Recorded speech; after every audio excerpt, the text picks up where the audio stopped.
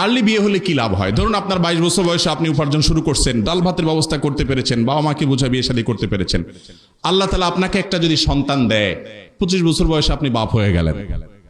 এই ছেলের পড়ালেখা শেষ করতে করতে সে নিজের পায়ে নিজে দাঁড়ায় উপযুক্ত হয়ে কর্মক্ষম হয়ে কর্মজীবনে ঢুকতে ঢুকতে ধরেন 20-22 বছর মিনিমাম লাগবে, আরো বেশি লাগে। তাহলে আপনার বয়স 25, ছেলের বয়স 20-22, এভারেজে কত দাঁড়াইলো? প্রায় 45-এর কাছাকাছি। 45 মানে আপনি তখনও শক্ত, মাশাআল্লাহ। ছেলে বড় হয়ে গেছে, ছেলে আল্লাহ 2-4টা দিছেন। কোনোটা যদি অমানুষ হয়, আপনার বয়স তখনও 45, আপনি টনটনা এখনো, বুড়া হয়ে যান না এখনো, শেষ হয়ে যান না এখনো, কর্মক্ষম আছেন। বেশি উল্টাপাল্টা করলে কানটা মোলে রাস্তা ধরা দিতে পারবে, ঠিক না বেঠিক?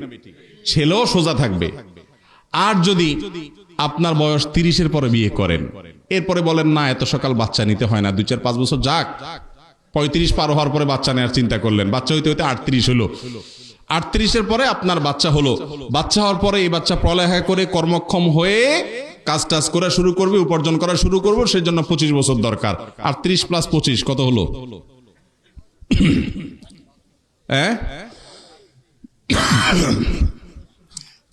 60-এর বেশি প্রায়, না? 63-65 বছর বয়স হওয়া মানে তো আপনি শেষ, ঠিক না বেঠিক? ওই বয়স পর্যন্ত আপনার সংসারে ঘানি টানা লাগবে, কারণ পোলাপান এখনো পড়ালেখা করতেছে, কাজ শুরু করে নাই। এরপরে আল্লাহ না করুক যদি অমানুষ হইছে, আপনার তো এখন আর চাকরি বয়স আর নাই। এবার ওই পোলার জুলুম সহ্য করা ছাড়া আর কোন উপায় আছে?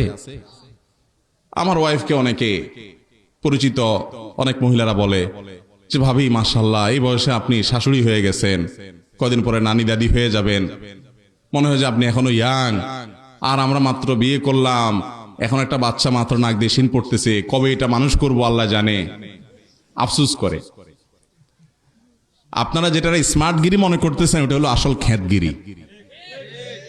আল্লাহ এবং তার রাসূল সাল্লাল্লাহু আলাইহি সাল্লামের বাতানো পথের বাইরে কখনো স্মার্টনেস হতে পারে। আমাদের সমাজের সবচেয়ে বড় মিথ্যাগুলোর একটা হলো ছোট পরিবার সুখী পরিবার। ছোট পরিবার, সন্তান একটার বেশি, 2টা নয়, এরকম কথা আছে না ভাইরা আমার? আমাদের মুরব্বীদের যাদের 5টা 7টা করে সন্তান, খবর নিয়ে দেখেন যে তাদের ওই 5-7টা সন্তানের মধ্যে এমনি হুদা ছেড়ে দিলেও 2-1টা মানুষ হয়ে গেছে, ঠিক না বেঠিক? আর আপনার আছেই একটা, ওইটা যদি অমানুষ হয় তো শেষ আপনার হলে মলে, ঠিক না বেঠিক? ভাইরা আমার, মানুষের জন্ম এটা যে কোনো সমাজের জন্য ভালো, খারাপ কিছু না। মানুষ সম্পদ, মানুষ বোঝা না। চায়নার মতো দেশ, কোটি কোটি, চায়না জনসংখ্যা কত? 100 কোটি না, আরো বেশি, 100 কোটির উপরে।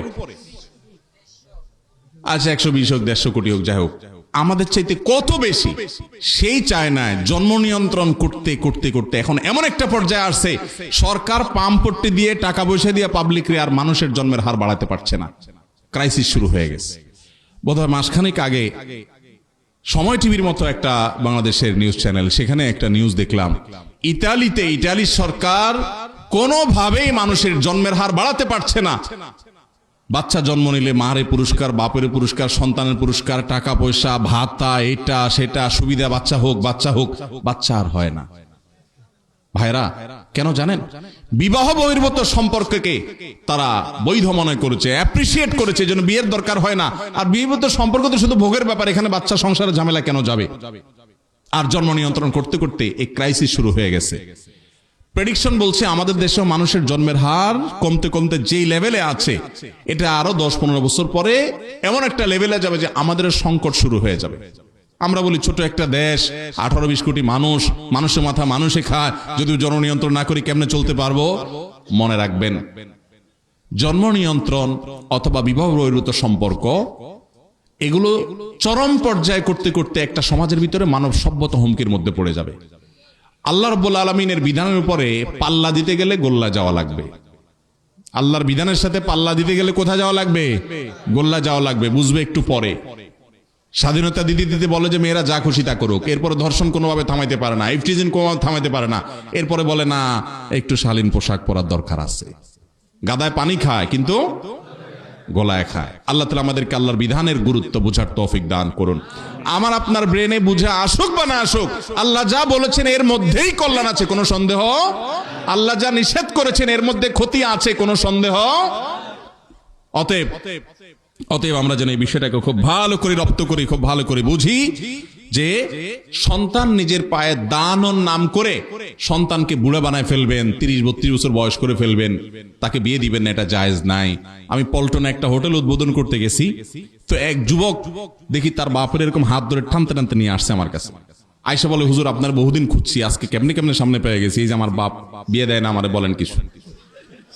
আমি তো তাজ্জব হয়ে গেলাম যে এটা কি, ডাইরেক্ট বাপের হাত ধরে ব্যাপারটা নিয়ে আসছে, বলে আমার বাপের একটু ধরেন আপনি।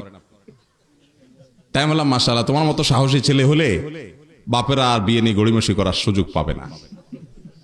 কিন্তু তাই বলে আবার বেয়াদবি বা বেহায়ামি করেন না। আল্লাহ আমাদেরকে বোঝার তৌফিক দান করুন।